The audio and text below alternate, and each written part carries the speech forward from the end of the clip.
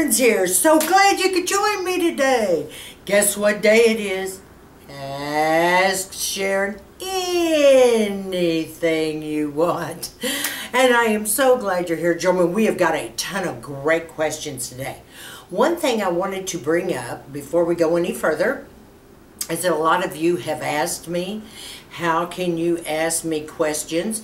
And yes, you can be anonymous if you so choose, but you just want to send them to my email address that's down in my description area, and then I can receive all of your questions at that time, okay?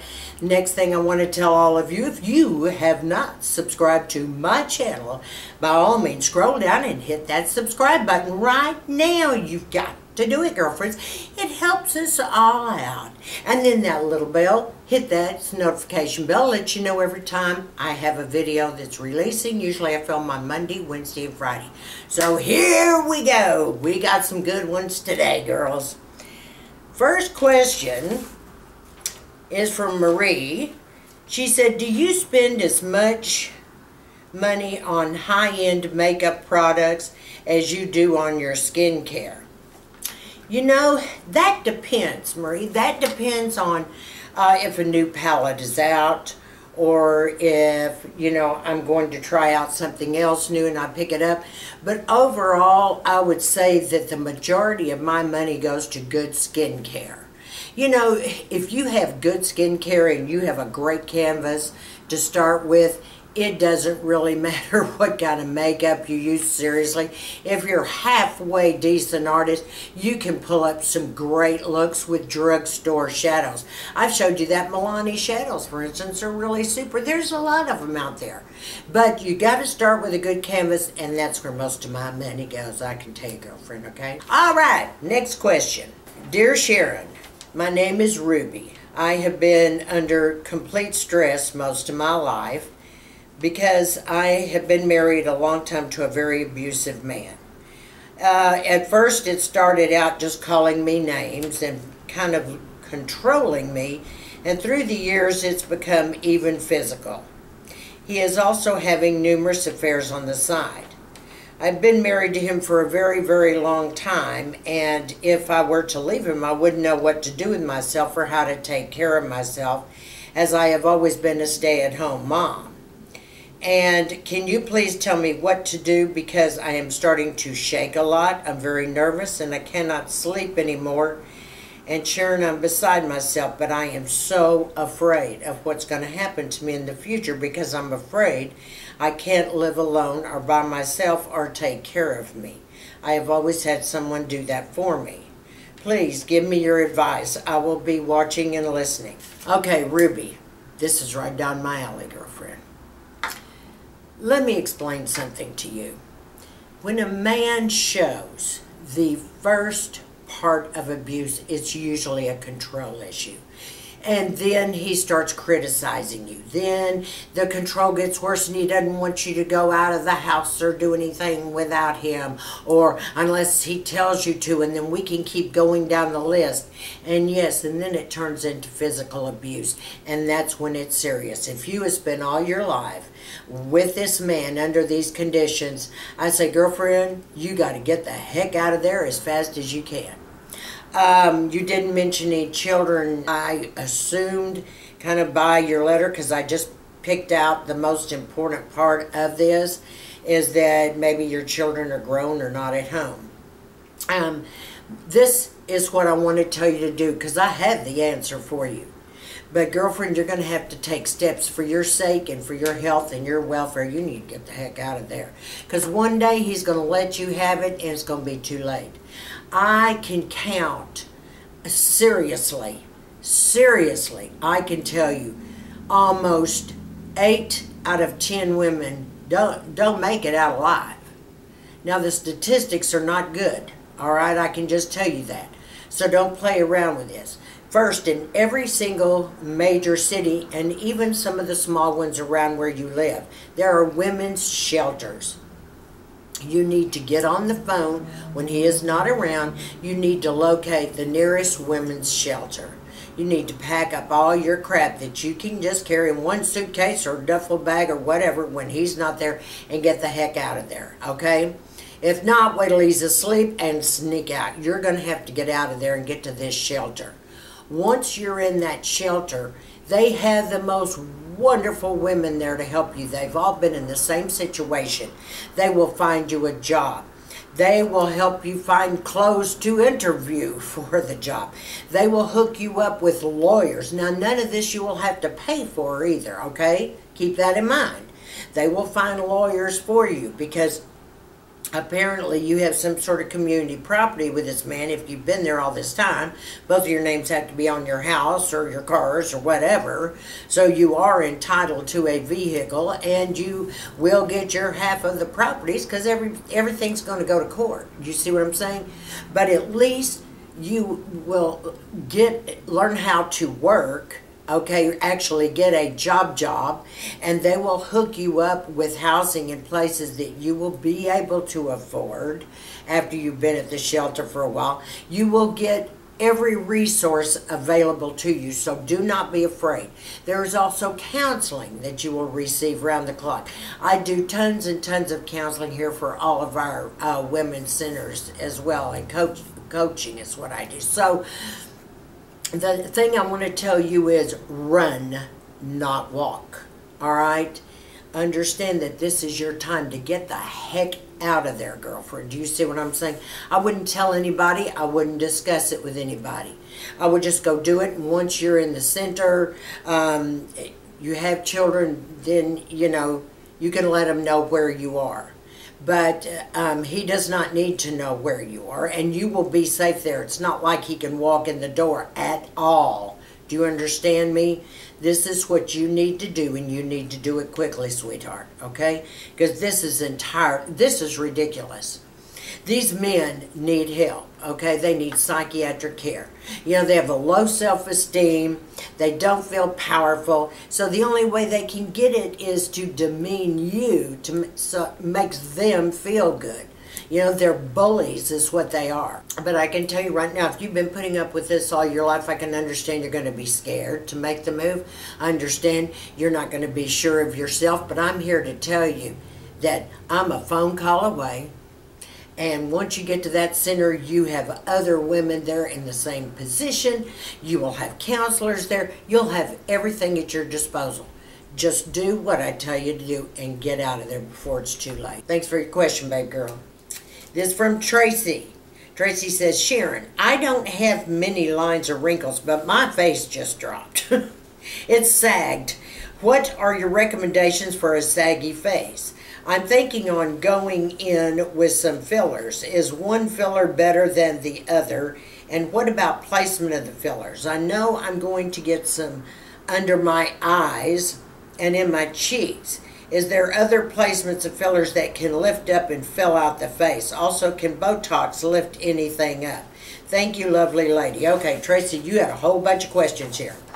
First of all, if your face is sagging, and I don't know if that's weight loss or if it's just, you know, nature, why your face is sagging, but I will tell you right now, once you get in, and I would definitely go to a dermatologist or plastic surgeon to get this done, obviously, and I would let them decide where to inject you. We don't really make that decision much. Now, usually they'll ask you, where do you see your issues?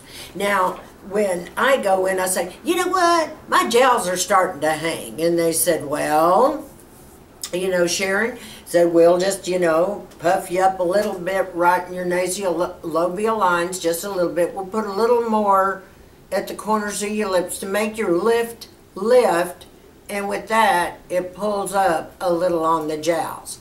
But I have nothing in my cheeks. I don't need it. I got a little fat face. Now, if I was hollow there, that's when you want to put, you know, fillers in. And generally, it's the, I think it's Juvederm Voluma or something. But your doctor will know exactly what kind and what to put in your skin, so you don't even need to worry about that. But if it's sagging tremendously, there's not even a certain amount of fillers can totally lift it. You will have to have a facelift if it's sagging seriously. Fillers are like kind of temporary facelifts, I call it. All right, they fill in the spots where you need a little more fullness, and with the fullness, it does kind of give you just a slight little lift in places. But only plastic surgery is really going to take over the deep, deep sagging. But go talk to your doctors. They'll know exactly what you need. And I think it's great. I think it's great that you're trying to do something about it. And does Botox lift the... No, not really. I will tell you one thing. If it's placed up here, they can kind of give you a brow lift. Yes, they do, by injecting you in a muscle that will pull that up. But you may not want that, because at one time I wanted that done in my eyebrows where they arch went straight up, and I tell you, I look like a little devil. You know what I'm saying? Like, my eyebrows went straight up. So you may not want that look, but they'll know. Don't worry about it. Go for it, girlfriend. Why not? Oh, this is from Mimi's Laugh. Hi, Sharon. Clarissa Dermatology mentioned that you can mix Khatai Oil and Retina. What is your opinion on this? I've heard everyone say not to. I love your channel. Okay, let's understand one thing. Clarissa Dermatology has a very high education in skin. Okay, she does. If you were to put her in South America, she'd probably be a dermatologist. Up here, she is a skin specialist, okay? Very close to a dermatologist. She knows what she's talking about. I can assure you she does. And do you know what? When it was Clarissa that turned me on to Khatai oil. And I remember sending her an email one day saying, Clarissa, can I put the Khatai oil on top of my retin-A on my neck and décolleté and everything? She said, yes, you can. You'll be fine. And she's correct. As a matter of fact, it actually boosts the effectiveness of the retin-A without the harshness. I did notice that my neck and décolleté, I started going, oh, wow, this is working. This is getting better. And I even tried it on my face. I had sealed my face before with Khatai over the retin-A, and it didn't dry it out any more than it does. Khatai oil is very unique oil. It's like a miracle in a bottle, girls, okay? But trust me, watch all of Clarissa's videos because she knows what's going on. She has a handle on the skin, trust me, okay? Next one is Cindy Stewart. Hi, Sharon, you sassy, classy, confident woman.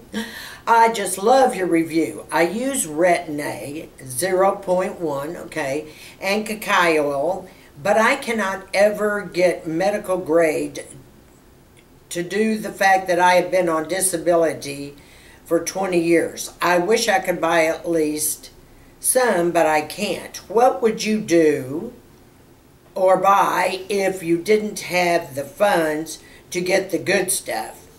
I'd starve for a week to get the good stuff. No, seriously, you don't understand. I would, okay? You have to invest, and I know it's difficult for some that are on there. Nothing works like Retin-A. That is the granddaddy, that is the kahuna, that is the main medical grade product, because that's what it is, medical grade, because you buy it by prescription, or you're supposed to, okay? And the thing about it is, that's what does the biggest major work of all. So, as cheap as you can get hold of Retin-A now in different places, even sometimes good RX, like I get mine for half price. I get the prescription for tretinoin, okay, 0.1, okay, and I mean, I'm only paying $40 or $42 for my tube, and it's a larger tube. So, you can do that. You can do that. I mean, you can. And, the thing about it is you don't really need anything else, believe it or not. If you're on a real tight budget, I would make sure you had the Retin-A first and foremost. The second product I would make sure you have as good vitamin C, like the SkinCeutical C ferulic acid or the Celex C, because those are the two best in the world, okay? Then, when you get money to splurge, get you some hyaluronic acid. You know, I recommend, obviously, medical grade because it's all potents of hyaluronic acid there.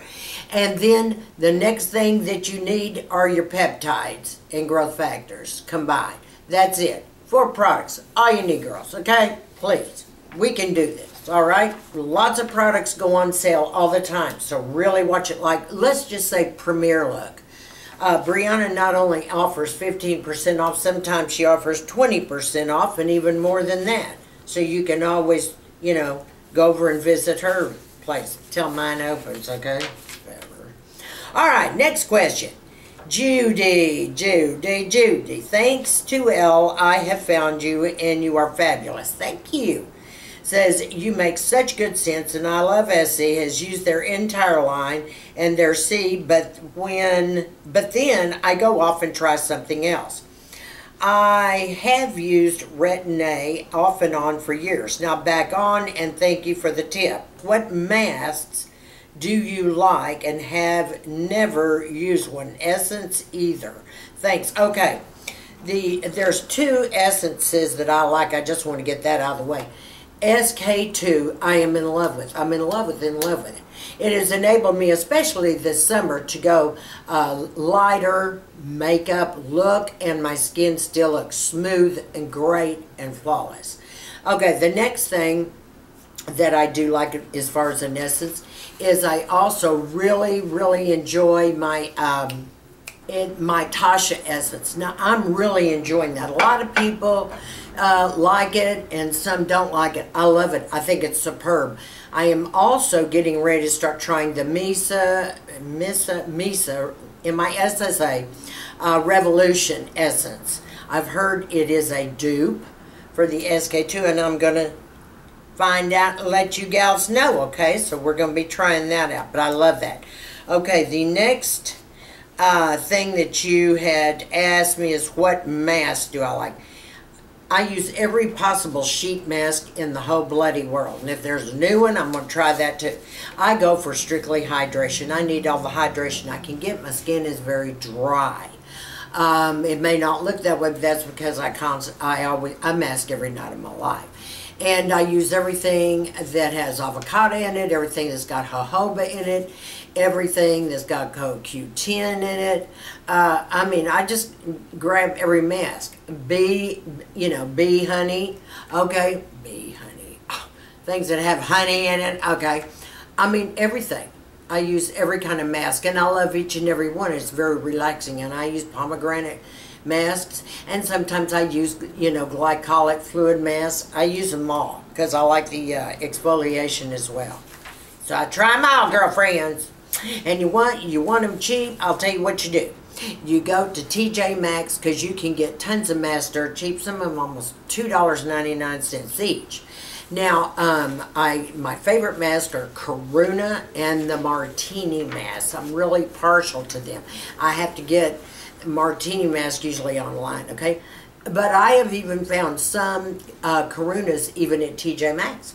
So, try it, girlfriend. You love it.